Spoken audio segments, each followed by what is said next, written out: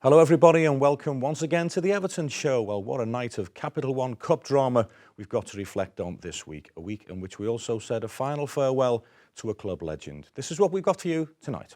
The fans were really loud and it'd be intimidating, but like I said, the lads practice penalties every day in training, so we were quite confident going in there. We just want everyone to stay safe and respect the rules, go to organised fire events, bonfire night events, and like I said, just stay safe.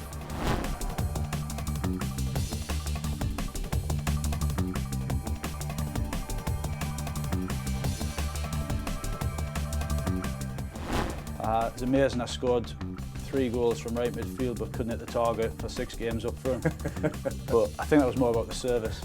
I just went into the games and played. I have to always be focused and concentrating on what I do. And the times that I get to play, I try to do the best for the team. Plenty to get through then over the course of the next hour or so. In the company of Graham Stewart. Graham, it's been a dramatic and emotional week on and off the pitch. We have to start with Howard's funeral. What a tremendous turnout that was. As expected, Darren. What a great man he was, and it was difficult circumstances for his family, clearly, for all of us, the Everton family as well. We said our final goodbyes to a true great Evertonian. The vast number of people turning out to pay their respects and show their affection, we would hope will be of comfort to Lil and the family. There's absolutely no doubt in my mind it would have been. Lil was, and her family were hugely proud of Howard, and she could see that reflected in how proud the city were as well, because the turnout was phenomenal. It was indeed a very sad day, but a tremendous turnout for a genuine legend. Well, on Thursday afternoon, as we say, the centre of Liverpool came to a virtual standstill as thousands of Evertonians and Liverpudlians too, we have to say, paid a sad and final goodbye to the legend that is Howard Kendall. It was, quite fittingly so, the biggest funeral this city has seen for decades.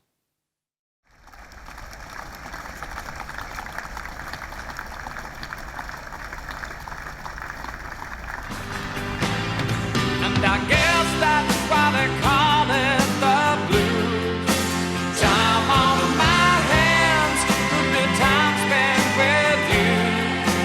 Loving like children, living like lovers. For anyone who saw Howard play will know that he was a great player.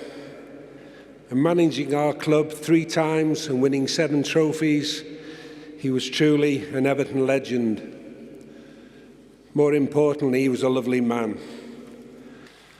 Howard was an immaculate dresser and an immaculate player, whose game was about timing, a well-timed tackle, a late run into the box, a superb volley of the ball, the hardest skill.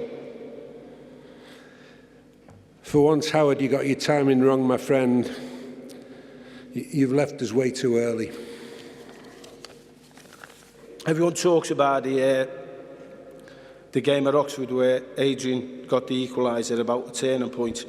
I firmly believe it was this cup game where we got to the Victoria Ground, Stoke City, in the dressing room, the old dressing room, and the noise. I think it was about 20,000 there, but the noise was deafening. And they had the little slats on the windows. And the manager's team talk, the gaffer's team talk that day, was to open the slats, and the Evertonians were at that end. And his team talk was, go out and do it for them. We won 2-0. These were all young men who didn't know the game, but he had a belief. He had a belief in them, which managers who've got a brain have got. As my paperwork and contract were given the all-clear back in 1993 at Belfield, in true Howard style, he reached for 2 glasses and popped open a bottle of the sparkling stuff. We tapped glasses, and he said to me, you're gonna love it here, lad. Think champagne, drink champagne. We've lost a legend, a great Evertonian, our friend, but we've gained along the way many champagne moments and many champagne memories. Blue dreams, Gaffer, you'll be forever in our thoughts and in our hearts. An amazing man who, as everyone said, always had time for everyone. But to us, he was just the greatest player. He was the greatest manager in our history. More than anything, he was a blue. Thank you, H, for everything.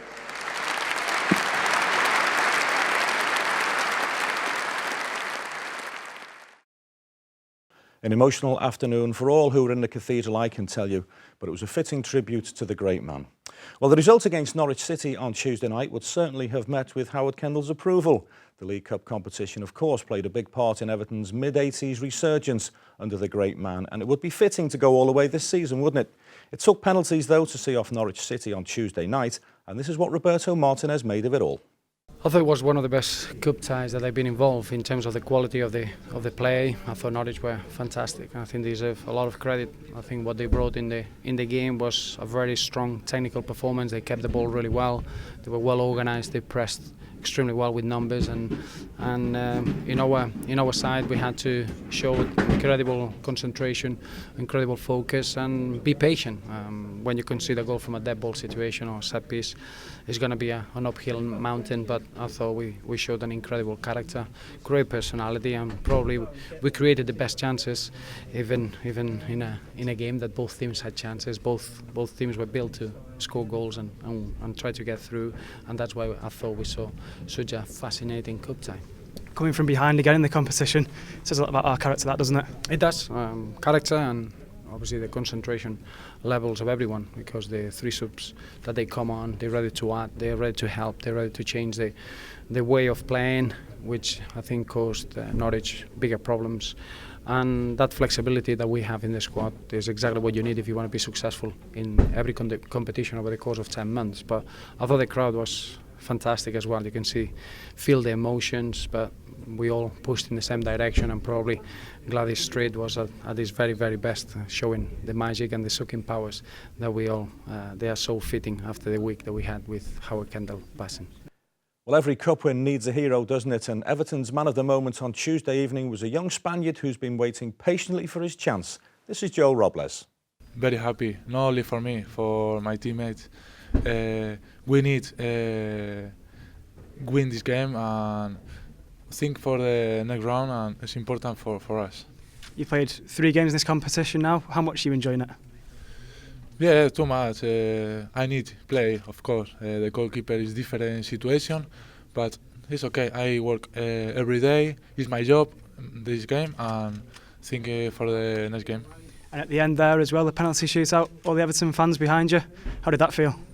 Yeah, of course, it's important, the fan behind me. It's important, but thank you for the all fan, and for example, my teammate is very important. Nice to see Joel's English coming on a bundle as well, isn't it? Well, among the many positives to emerge from that Capital One Cup win was the fact that Darren Gibson got 120 minutes of senior football under his belt. The Irishman also tucked away his penalty in the shootout, so all in all, it was a rather good night for him. Yeah, it's a great result. I think it's big for us to get through as well. Obviously, the last few results haven't been great, so it was a big night for us. And I think the lads, the second half especially, played really well. And although anything can happen in the penalties, I think we deserve to go through. Your first start of the season tonight in 120 minutes, how are you feeling? Stiff, in a word. Yeah, I wasn't sure if I'd get through 90, but I got through 120, so I'm delighted with that. Obviously, it shows how hard I've been working and training, and I'm ready. I think obviously I'll be a bit tired for the next few days, but hopefully be involved at the weekend. You took a penalty there in the shootout. Talk us through that one. I'm the best penalty taker here. I'm never on the pitch to hit one, like, but and a fantastic atmosphere in the Gladys Street there, wasn't it? Yeah, I've said the Aussie when we were in the shower there, it must have been big pressure for them going there to hit the penalty, because the fans were really loud and it'd be intimidating, like. But like I said, the lads practice penalties every day in training, so we were quite confident going in there. And the draw tomorrow night now, what are you hoping from that? To be honest, I think if we play well, we can beat anyone. So I think we'll look forward to the draw, but there's no one in particular we're looking to get. Is it competition you think we can win? Why not? It's cup competition, anything can happen in the cup. Like I said, if we play well, I think we can beat anyone. Gibbo there, Diamond, claiming to be the best penalty taker at the club, and after seeing his penalty in the shootout, who'd argue? I can't argue with him, can I? I must admit, we know Darren has got good quality on the ball, there's no doubt about that. So I was confident when he stepped up, and his execution of the penalty was worthy of his backup of saying that he's the best penalty taker in the club. As he says, he'll be stiff for a few days, I'm sure he will, but fantastic for him to get through 120 minutes of football unscathed. Yeah, after the next couple of days, when clearly he will be stiff as a board, that'll do him the world of good. 120 minutes, and it'll do us the world of good as a club as well to get him that time on the pitch, because it is difficult for these guys. You know, Ozzy was a similar situation. You know, Kevin Morales to a degree as well. They're not getting huge amounts of game time, and they haven't got the reserve league to play in either. So it's very difficult to gain your match fitness in first team situations. How did you think Gibbo did when he was forced into centre half action? Well, he did actually fine, I thought. Very comfortable there, looked good. John Stones obviously pushed out to the right-hand side, and we started to get some impacts in the game then, didn't we? And we started to put them under a bit more pressure than we had done previously, and the change made all the difference. Joel Robles done well, didn't he? He did very well. Yeah, really, really good. You know, his shot stopping was excellent.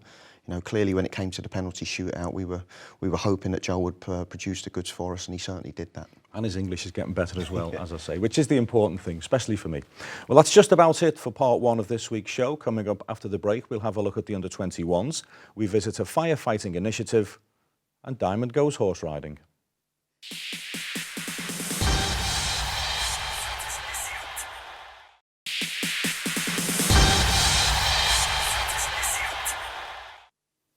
Welcome back to this week's Everton show. Well, Tuesday night's Capital One Cup win against Norwich City certainly capped a fine 24 hours for Everton Football Club after the under-21s had travelled to the South Coast on Monday to defeat Southampton. David Hennen and Harry Charsley were on target for Everton under-21s in their highly creditable win at Southampton on Monday night. The Young Blues bounced back from defeat against Schalke last time out to record a solid away victory. David Unsworth's side deserved their win in the end, but it could have been a different story had keeper Matthias Huelt not produced this superb save to deny Ryan Seeger. It proved a key intervention as the Toffees took the lead soon after. Gethin Jones was scythed down on the Everton left, and while the Welshman had to be taken off on a stretcher, the Blues made the most of it as Hennen's free kick sailed straight into the net. Replays showed the Belgians' free kick evaded the Southampton defence and the onrushing Mason Holgate before nestling in the Saints' goal. Shortly after half-time, it was 2-0 to Everton when skipper John Joe Kenny charged down the right and pulled the ball back for Harry Charsley to slot home. Southampton didn't go down without a fight though, and substitute Olafella Olamola went close to pulling a goal back on several occasions, only for keeper Huelt and the crossbar to keep him at bay. All in all, it was a pleasing evening's work for Unsworth's men, whose next game is a Lancashire Senior Cup game at Blackburn next week. A terrific win there, Diamond, for the 21s against a decent Southampton side with a great academy pedigree, as we know. But for me, should the under-21s league be regionalised a little bit? That's 2 days out of their training schedule to go all that way to play an under-21s game at a training ground with half a dozen people watching. Yeah, I can understand that perspective. It would make it easier for everybody concerned if it was regionalised. But you know, the other side of the coin is the fact that you know they're going to have to do that when they hopefully get into the first team. They're going to have to get used to travelling distances and playing games away from home as well. So you know, there's a little bit of a 50-50 outlook on that one for me. Yeah, good point. That. Did you play your reserve games at Stamford Bridge when you were a kid? Yeah, I did. I played them at Stamford Bridge and. You know, enjoyed it. Like you know, one man and his dog. You know, on Stamford Beach at the time it was. It's not these beautiful pitches we get nowadays, but no, it's great to always play at the ground. Yeah. Just changing track slightly. If ever a stadium has changed beyond recognition, it's Stamford Bridge and the immediate surrounding area, isn't it, from your day? Yeah, very much so. I mean, it's you know, it's a village now, Chelsea. You know, there's restaurants and you know hotels on site. Far cry from when I was there. Great to see Courtney Doufus back in action. He came back at Southampton. He's been out a long time. Yeah, he's been out a long time. He's had a difficult time with his injury and everything like that. So Courtney's come back and he's doing very well. We like him. He's got a lot about him, Courtney, as well. But, you know, he's just got to, you know, just get his head down and keep working hard. He's a player as well, David Hennen. Nice to see him on the score sheet. Yeah, of course. Always great as well. It's important that your centre-forward score goals. So that'll do his confidence the world of good as well. But again, someone who's young, still learning their trade and just got to keep their heads down and working hard. They've seen it before with the likes of Tyus coming through and Brendan Galloway as a young man playing as well, that if they're good enough, they will get a chance. They're certainly in the right place, aren't they, to aid their development and get the right advice as long as they listen to the right people. That's the main thing, as you say. Well, as summer gives way to autumn and the dark nights start creeping in, thoughts shift from beaches to bonfires, don't they? And Everton winger Aaron Lennon called into a Merseyside fire station recently to help reinforce the safety messages associated with November the 5th.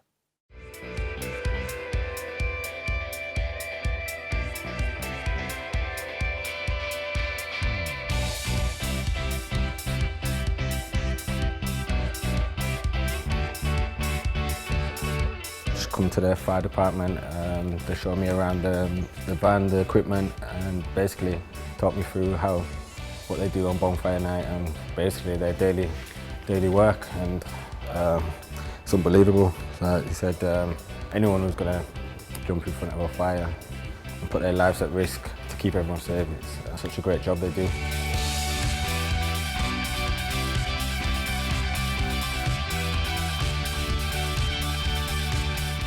Like I said, it's not just fires, it's rescuing people out of cars, people getting trapped. Some people don't appreciate what a good job they do, and like I said, they're amazing people, especially coming up to bonfire night.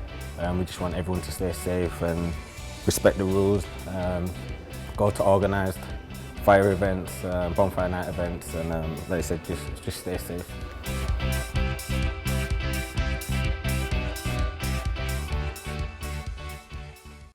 Diamond, we're always saying when we look back at old games and we look back at cup finals how quickly time flies, but already we're talking about bonfire night. It doesn't seem 5 minutes since we were in Singapore in the summer. I know, it was a lot warmer then, wasn't it?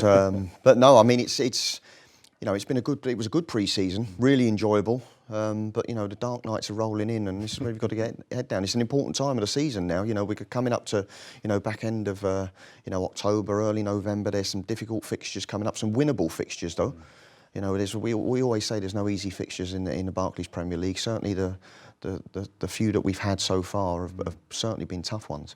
It was a testing schedule, wasn't it? From our first 10 Premier League games, we've played last season's top 7, as we've said before, and done well. Do you think the good, solid pre-season was the platform for that? I think it always is, Darren.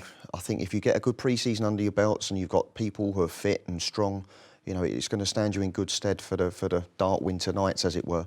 So I think it's important. I think we've done all right. I think we're probably a little bit disappointed we haven't got a few more points on the board. But then again, you look at the games and say it could have been a whole lot different as well. So we come into a stretch of games where I think it's important that we string 2 or 3 wins on the spin together, and all of a sudden you're in that top 6.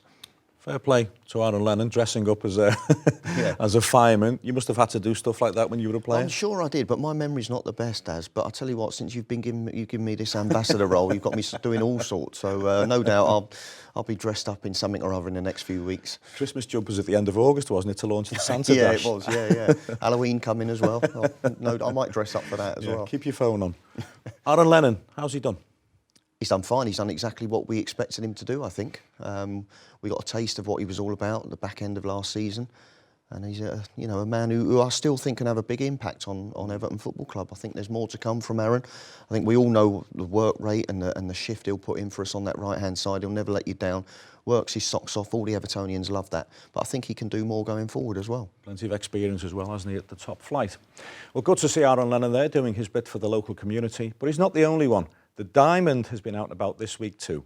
He went to Entry Racecourse this week to see firsthand the work that goes into providing opportunities for some of Everton's young disabled footballers to have a go at horse riding. The scheme is a joint venture between Everton and the community, the Jockey Club and the Riding for the Disabled Association. Now, I haven't seen this piece of film just yet, but I'm so hoping to see Diamond in the saddle. Well, we're supporting an initiative that we have here at Everton in the community with the Jockey Club, and we've got 20 disabled kids here. We're given the opportunity to have a good look round this, vast expanse of land here at Aintree. Great experience for them to come and have a look behind the scenes, and the bonus ball is they get a little go on the horse as well. Well, this is our second disabled riding session. We work in partnership with the RDA, which is Riding for Disabled Association, and obviously Everton and the community. And just giving children an opportunity to come to Aintree Racecourse, which obviously hosts the Grand National, get inspired by the horses and literally try horse riding for the first time, maybe grooming a horse, going into the weighing rooms, trying on the scales and trying on silks, etc., which all people like Aidan McCoy and other Grand National jockeys do, and then go to the top of the grandstand and overlook the course. Well, Everton are fantastic. They've got great experience working in the community, have so many programmes that, working with them is an absolute honour, really. There's a lot of kids here from our under-13s teams and some from the Warrington under-13s disability teams as well. But we're going to offer this out to some of the special schools in the Merseyside area, so a lot more disabled kids will have the opportunity to have a go at horse riding. No, I'd love to come down and see all the kids. I mean, that's you know, that's what you all live for, don't you? To see the kids smiling and happy. Obviously, they've got some disadvantages in life, but you know, these are the days that are special for them to come out and enjoy themselves and try something different, because you know, they may have disabilities, but it doesn't stop them getting involved and doing bits and pieces like this.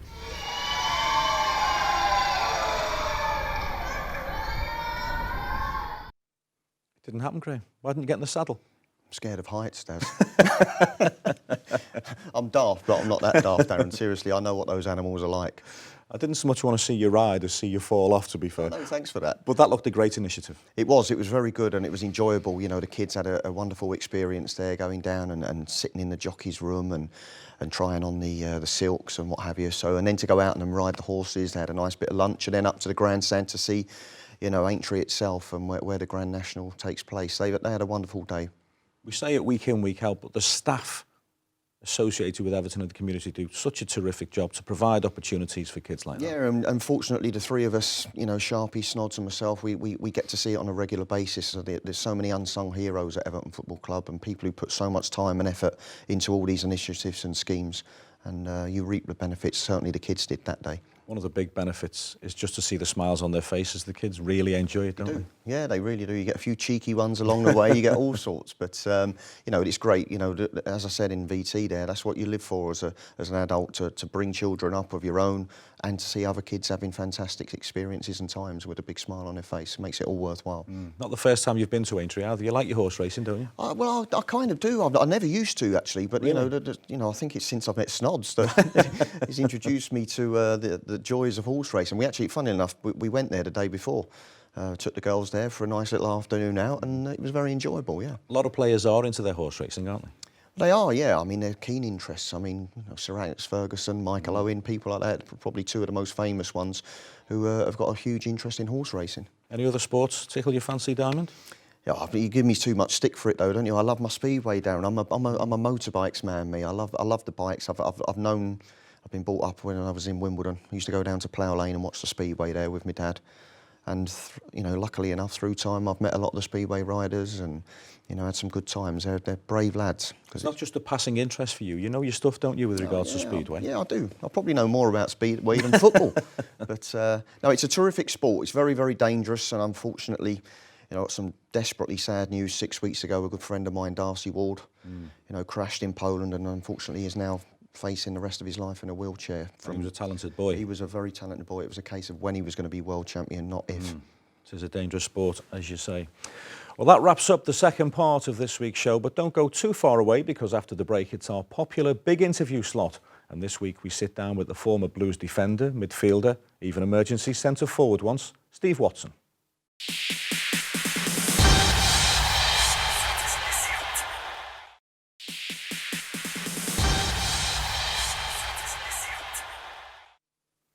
Welcome back to part 3 of this week's Everton show. It's the big interview part of the programme now, and this week we speak to one of the most versatile players of the Premier League era. Steve Watson could play anywhere to good effect. He'd often go in goal during training, by the way, and he wasn't bad. And I'm sure every Evertonian remembers the day he scored a hat-trick against Leeds United at Goodison. Steve was back at Finch Farm recently, and he sat down with the Everton show to discuss his time at the club. Last time I was here, in fairness, I was standing above the exit from the training pitch, and I seen people like Ross Bartley coming off and cleaning their own boots and you know, taking pride in doing it, and I just think that's brilliant to see, because there's so many players I've dealt with will just throw the boots in the middle of the dressing room after training, expecting them to be pristine clean for them the next day. So there's a lot to be said for the old school ways sometimes. You must have cleaned some boots when you were at Newcastle.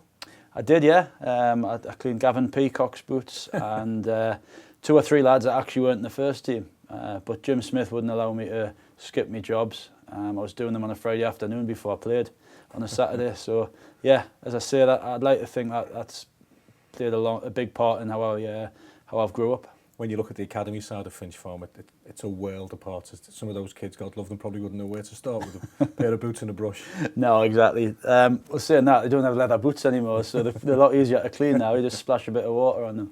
But no, I mean, listen, football's changed, and you've got to move with the times. As I say, there's still room for some old school values, but you've got to move with it. You know, the training's changed, the speed of the game's changed, the equipment's changed, the diet.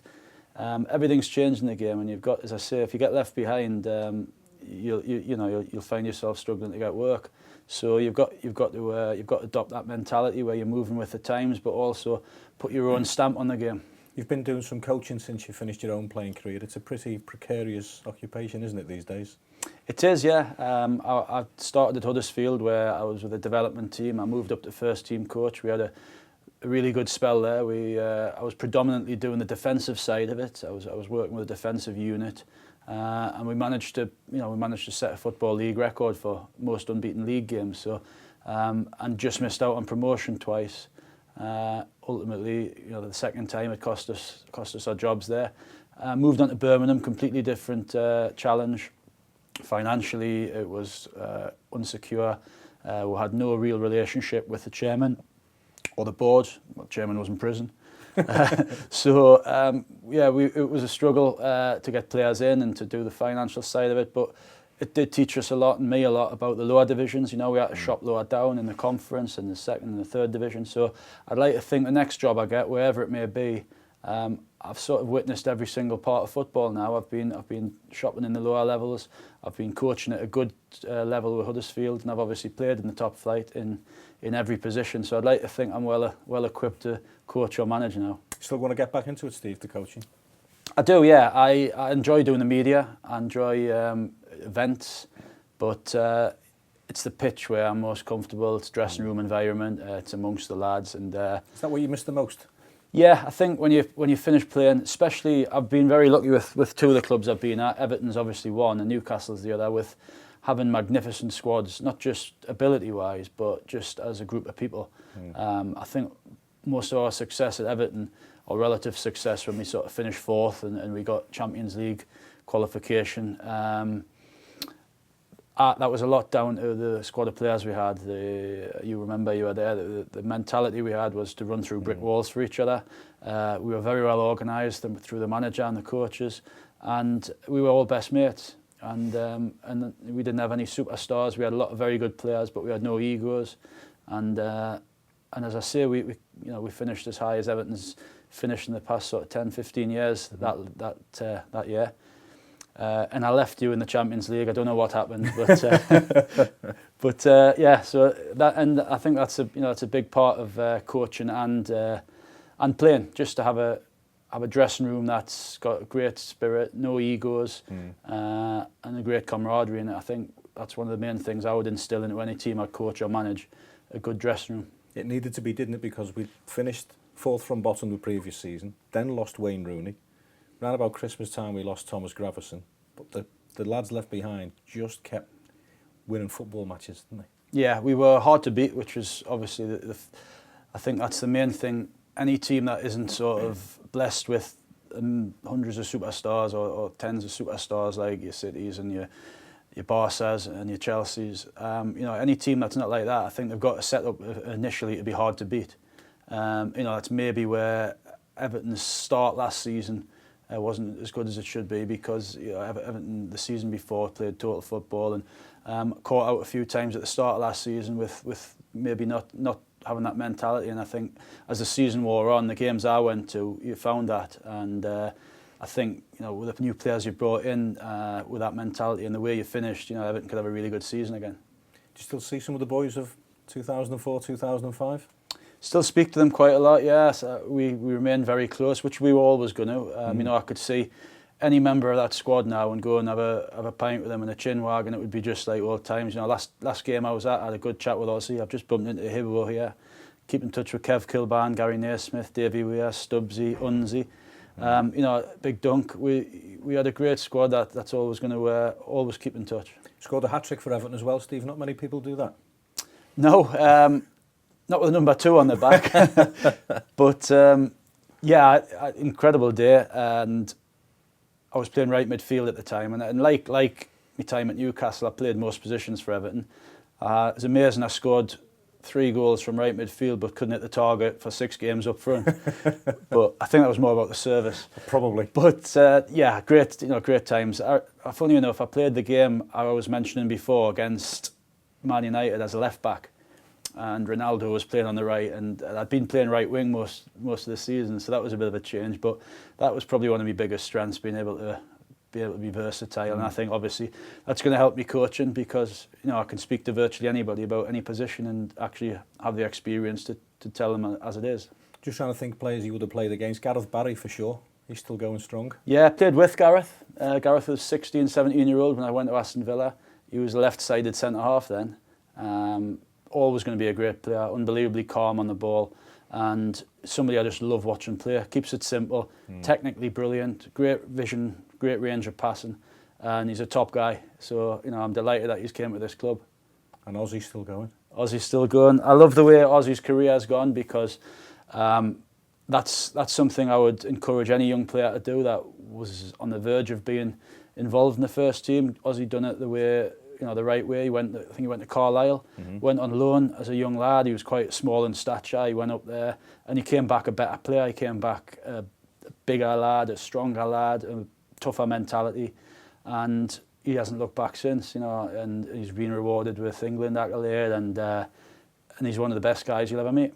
Just finally, Steve, you still look out for Everton's results on a Saturday afternoon? I do, yeah, I do. I mean, I've had 5 teams in my career, but Everton and Newcastle by far stand out. I had a great finish to my career at Sheffield Wednesday, which is a very good club. But yeah, they're the 2 I look out for, and I will be again this season. You'd have played against Watto, I would think, Diamond? Yeah, he only ever saw the back of my head, though, when I played against Steve. No, he's a good player, a really good player. As you mentioned, Darren, very versatile. It's great if you're a manager to have versatility in your side, and he would have been a manager's dream, Stevie, because he, as he said it there in the VT, he can play in so many different positions and do it very well. He was a terrific character as well. He was brilliant in the dressing room, which when you're struggling, which in 2003-04 we were, you need people like him, worth their weight in gold. Yeah, of course, very much so. I mean, people who are prepared to stand up and put a shift in, be a character, be a leader.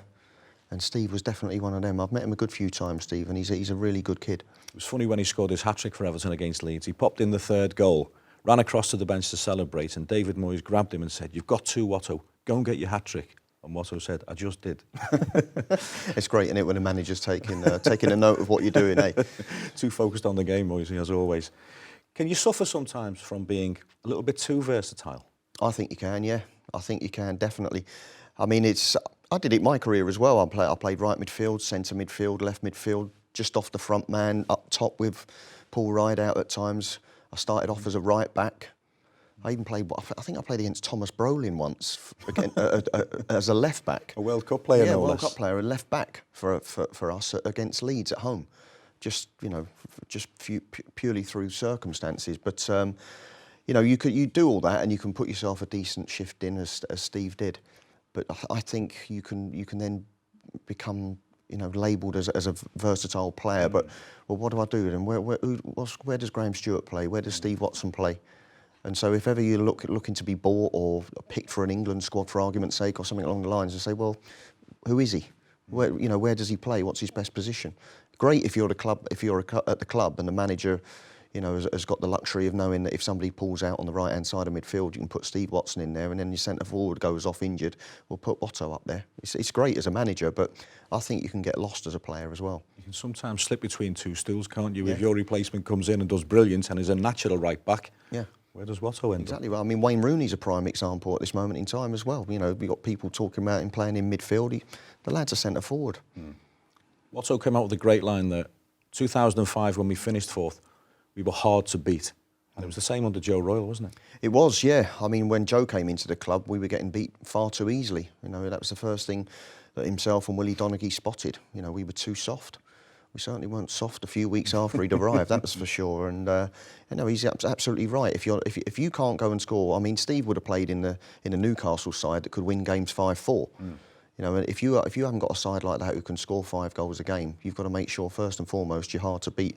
He'd have experienced that under David Moyes, as I did with Joe Royle. Just before the break, Middlesbrough away in the quarter-finals of the Capital One Cup. Could have been better, could have been a lot worse. Could have been a lot worse for me. I mean, I'm quite happy. I'm sure the lads are quite comfortable with an away draw as well. I mean, I think our away performances have been probably better than our home ones throughout the season, so no fears for me. It's a nice stadium as well. The fans will travel in their thousands, won't they? They always do, especially in this Capital One Cup. They really embraced it. Well, that nicely wraps up the penultimate part of this week's Everton show. After the break, we'll start the countdown to the Premier League game at Goodison Park on Sunday, when Big Sam's Black Cats come to town.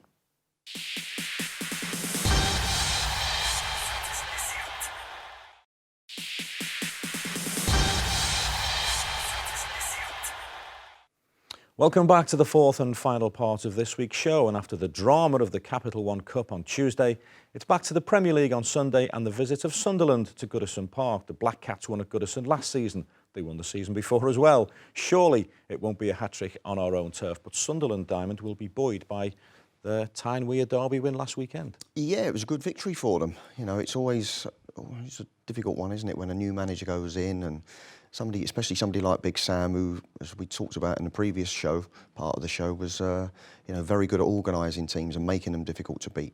So that'll be a tough one. But they had a helping hand along the way with the sending off of Colaccini, which has since been rescinded as well. So they certainly got a bit of a lift that afternoon. But they'll be buoyed with it. Rather come into a game against us having won one than lost one. They beat us at Goodison last season and the season before. Does that play on players' minds? I'd like to think. I think the turnaround in players that we've had over the course of the couple of seasons now, or what have you, you don't tend to remember every single game you play. So, the lads have got to be strong enough in the mind to not worry about the previous two fixtures. It's the start of a decent run of fixtures for Everton, isn't it? It is, yeah, an important set of fixtures because, as we mentioned earlier on, there were some tough ones that we played in the opening set of fixtures, and these ones are the ones you look at as to be winnable, so let's make sure we do it. We've had some tough ones lately, that's for sure. One of them was at Arsenal, and we've not mentioned too much of the Arsenal game last weekend, but one major blow was, of course, the loss of Phil Jagielka. He'll be missing for a couple of months now, as Roberto Martinez explains. When the incident happened, you fear the worst, because in those actions, the whole knee is in danger, and obviously we've been very pleased that Phil Jagielka has a medial ligament damage, which is straight away what we expected, but nothing else has been affected. So no problem on the meniscus, on the cartilage, or the cruciate ligament, which it was a real fear, which it shows that he's a very fit boy and a very strong knee.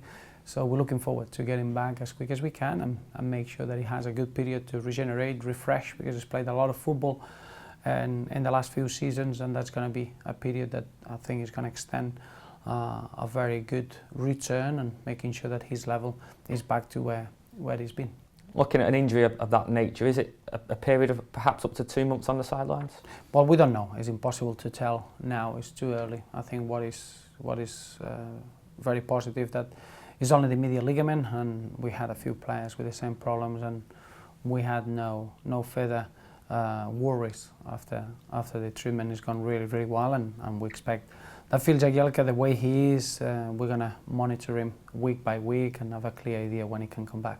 Looking ahead now, does this allow an opportunity to Ramiro Funes-Mori to get a run of starts under his belt? Well, I think is, as you can imagine, that's why you have a very strong squad and everyone is working well to help the team. And when you get suspensions, when you get injuries, that's something that opens an opportunity for someone else. I think Ramiro has been adapting himself into the British game extremely well. It's been very natural, his process, and being able to play in the Merseyside derby in the manner that he did, being able to see him adapting to the game at West Brom, playing the way that he played in the League Cup, and then the way he connected with John Stones in the game against Arsenal in Phil Jagielka's injury. It's been very impressive, and he's ready now to have a good enjoyment in the Premier League.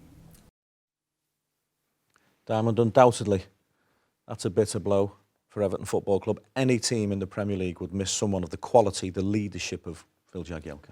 Without any question, it's a really disappointing situation for us to lose Jags. He was playing wonderfully well, building a really good partnership with John Stones as well, and it was such an unnecessary situation, wasn't it? That'll be the huge disappointment for Jags, is that it was a challenge that the referee had just literally blown his whistle and he sort of like half went into it.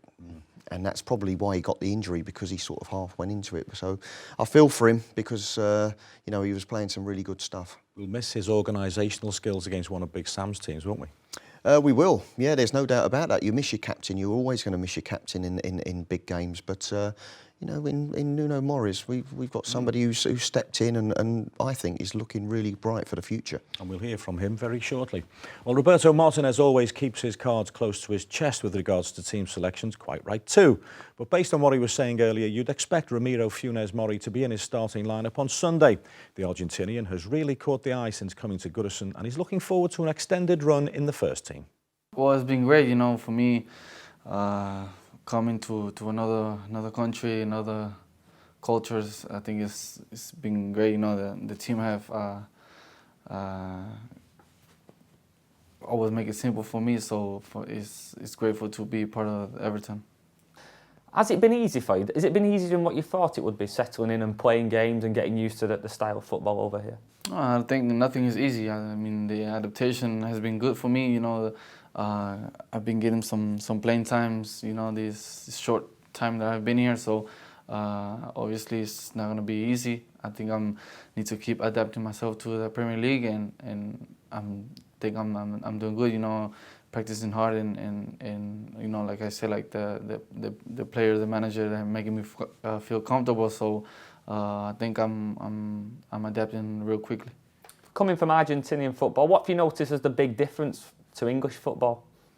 Well, in many things, I think the physical, the players are very, you know, strong players, and also the intensity of the games are really fast and you know, like a fast pitch. And I think yeah, it's a big difference. Obviously, soccer, I mean football, it's same in every country, but I think in Premier League and has a different intensity of the games and the tempo also.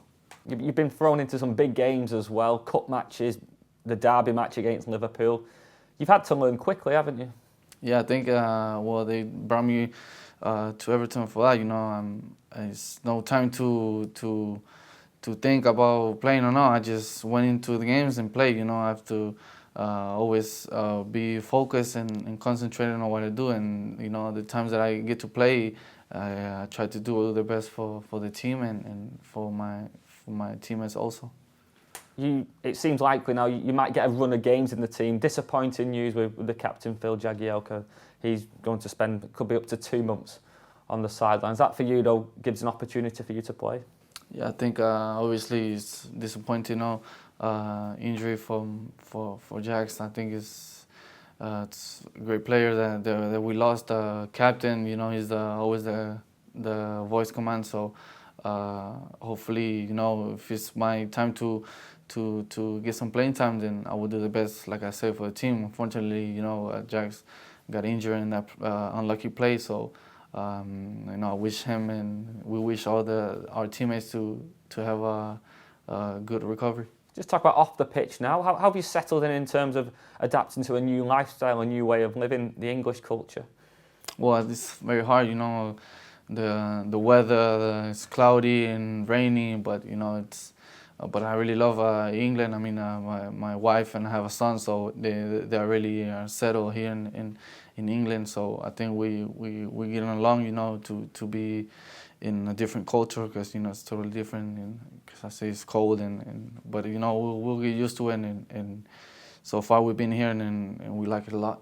Have you had a chance to speak to many Everton fans, many people from Merseyside, and have they welcomed you into this area? Yeah. When I first arrived to the Manchester City game, you know, the people have all the fans have shown me all the greetings and love. So, and even when I go out to a shopping mall or some place, you know, the people are very kind to me. So, you know, as a player, I really look on that, and people are making me feel comfortable also. So, hopefully, I do my best for Everton.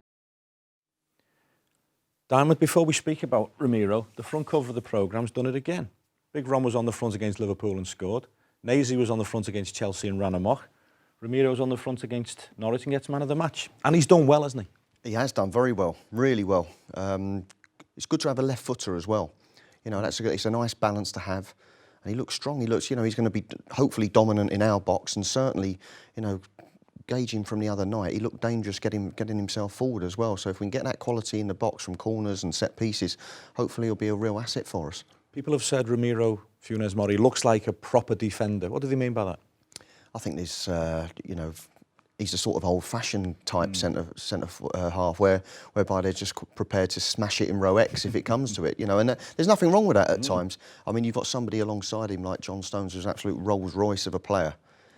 But every so often, you know, the ball needs to be smashed 60 yards down the ground if it comes to it, and he's the sort of no-nonsense guy who'll do that. Expecting a home win against Sunderland? I always expect a win for the Blues, don't I, Darren? We all do. But, you know, it's going to be difficult because, as we mentioned earlier on, Sam gets his sides really well organised. They'll be buoyed by the win against Newcastle as well. So a tough game. They'll set their stall out. They'll know that if they can keep the crowd quiet, you know, it can be difficult after 20 minutes or so. So, you know, up to the lads to start quickly. They could come here and park the bus, couldn't they, Sunderland? They did do last season and still beat us. Well, that's just about it for this week's show. The quarter-finals of the Capital One Cup await, but that's on the back burner for a few weeks now while we concentrate on Premier League points. It's Sunderland at Goodison this weekend, and there'll be an empty seat in the house. Howard Kendall went past his beloved Goodison Park for one last time on Thursday, and the place will never be the same again. My thanks to Graham Stewart for joining us at this difficult time, and thank you to all for watching. We've enjoyed your company. We'll be back in 7 days' time.